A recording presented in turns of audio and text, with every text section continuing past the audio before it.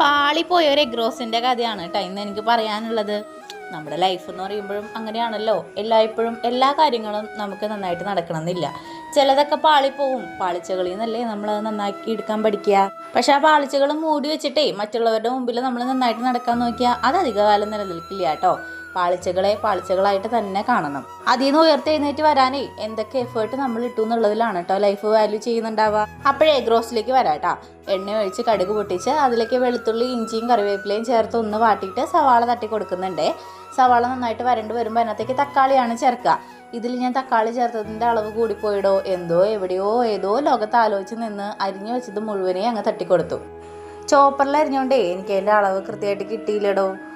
നിങ്ങൾ ചേർക്കുമ്പോൾ ഇത്രയും തക്കാളി ചേർക്കേണ്ട ആവശ്യമില്ല കേട്ടോ.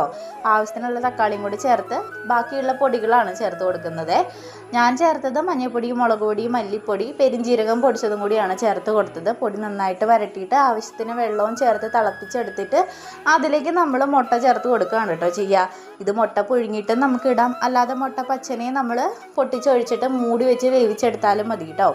എൻ്റെ ആ തക്കാളിയുടെ പാളിച്ച് നികത്താനേ ഞാൻ കുറച്ച് ഫ്രഷ് ക്രീമും കൂടി ആഡ് ചെയ്തിട്ടുണ്ട് കേട്ടോ. അവസാനം വേണമെങ്കിലേ നമുക്ക് കുറച്ച് മല്ലിയിലയും അതുപോലെ നമ്മുടെ ഗരം മസാല പൊടിച്ചതില്ലേ അതുകൂടി ചേർത്ത് ഇളക്കി എടുക്കാം കേട്ടോ.